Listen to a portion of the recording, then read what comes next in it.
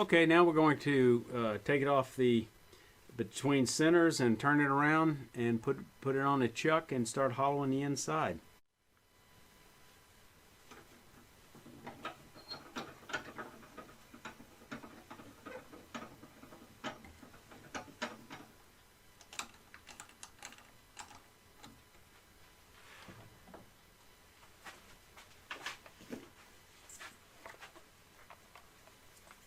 So here we are, got the chuck on. Let's go ahead and put it in the tenon, pressing it in flat against those jaws. So I don't have any gaps and it'll hold firm. I'm doing this snug, but I'm just not cranking so hard that you can shear it off, which is a real possibility. So green wood. Now you got to come back and tighten it every now and then. All right, now I'm going to start on the edge. I'm not going to come all the way to the middle. I'm going to leave this solid for support until I'll come down a little bit at a time, and then we'll finish up by cleaning out the middle. You want to get this bowl fairly thin, no more than probably 1/4 of an inch thick, so it'll dry. If it moves a little bit, that's fine, but it won't crack that way.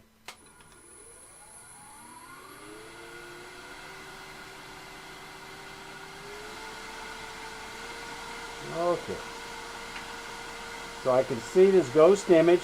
I'm coming in with that cutting edge almost perpendicular to it, out maybe a 1/2 inch initially to engage that cut. Just get rid of some of this bark.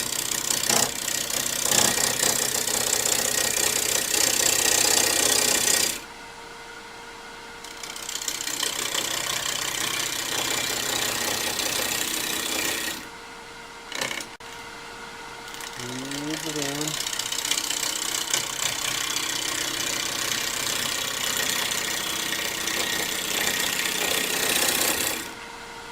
Alright, let's check it out.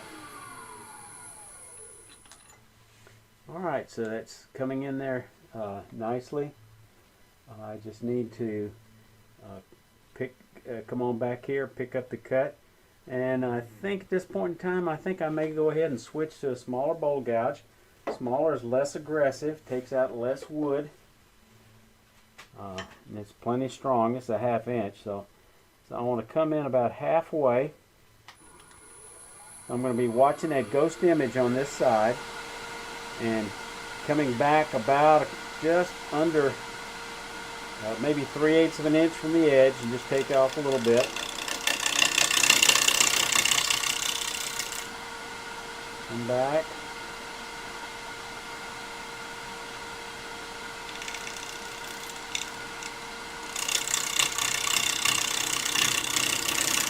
Low feed rate.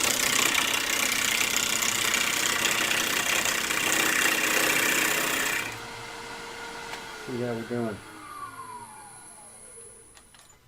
Okay, it's thin out here, almost too thin.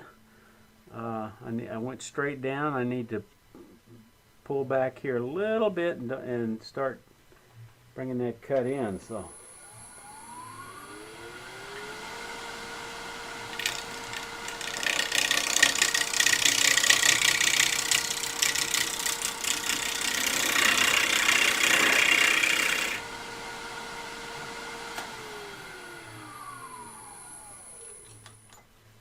Okay, nice.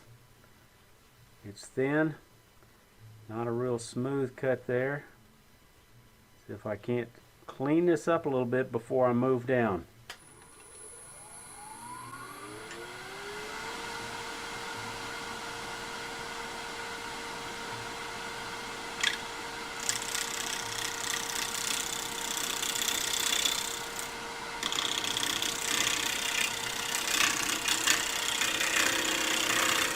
Riding that bevel.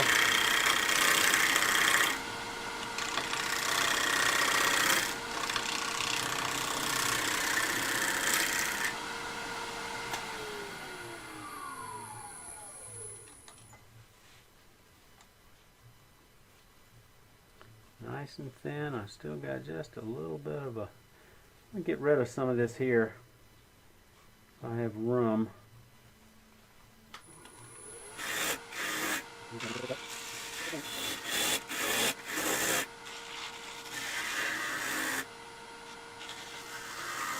Okay,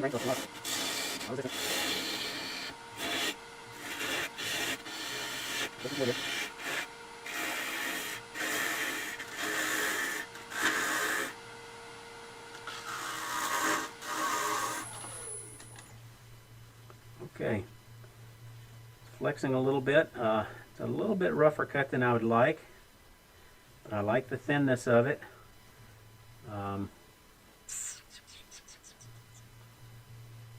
I think I may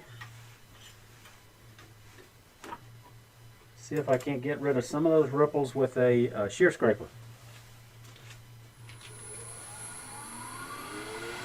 This is not an aggressive tool.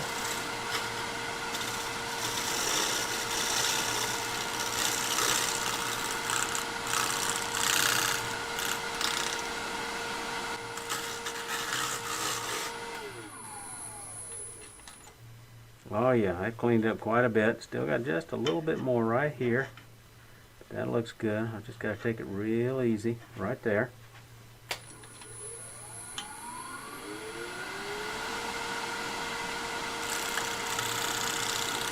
Get the top edge.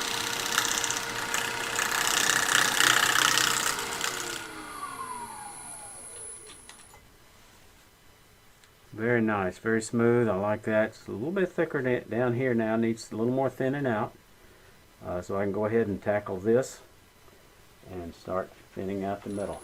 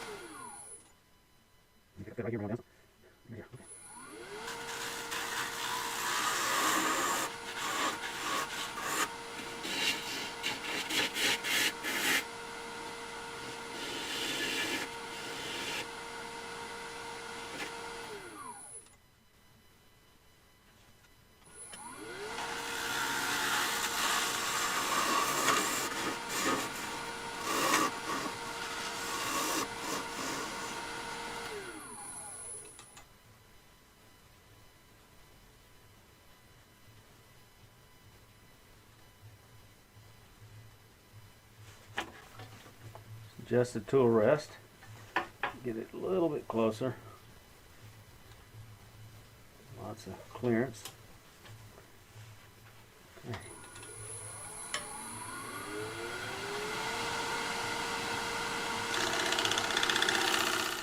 Okay, I'm liking that a lot. It's the thickness where I want. I still would like to smooth it out a little bit, so let's come back to this shear scraper. I'm going to add a burr to it. I'm just going to sharpen it, get rid of the burr. And then I'm going to come back over the bottom a little bit.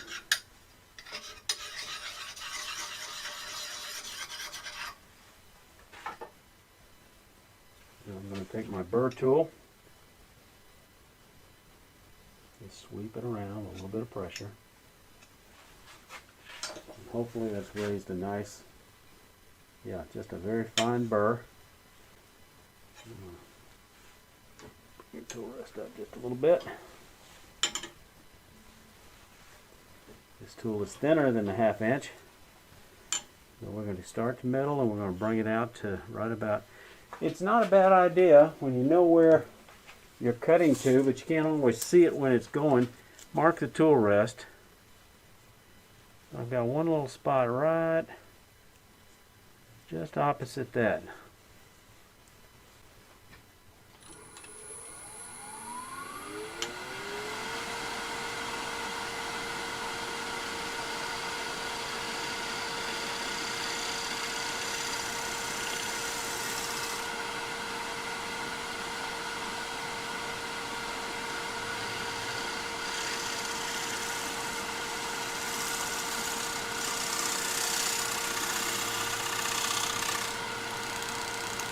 Well, it started moving on me a little bit.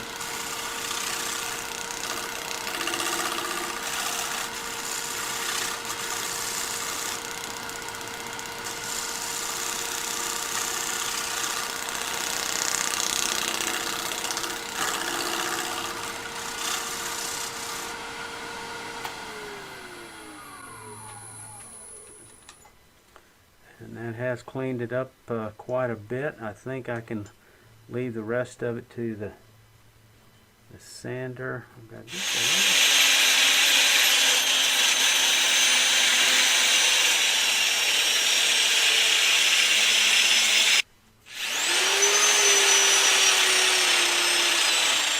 I'm being real careful.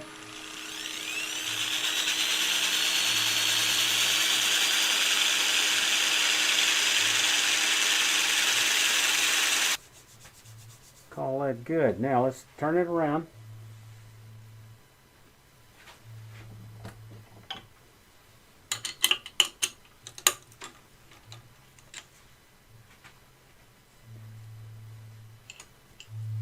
Okay, I found a vacuum chuck that I had that was small enough and with a closed cell foam, flexible enough to just handle that slight curve. I'm using a soft touch so I can get in close and don't worry about touching it with my my gouge. And I'm just going to do a little bit of cleanup, concave this a little bit down to here, and then we'll sand the rest of it. I think I'm going to use my detail gouge.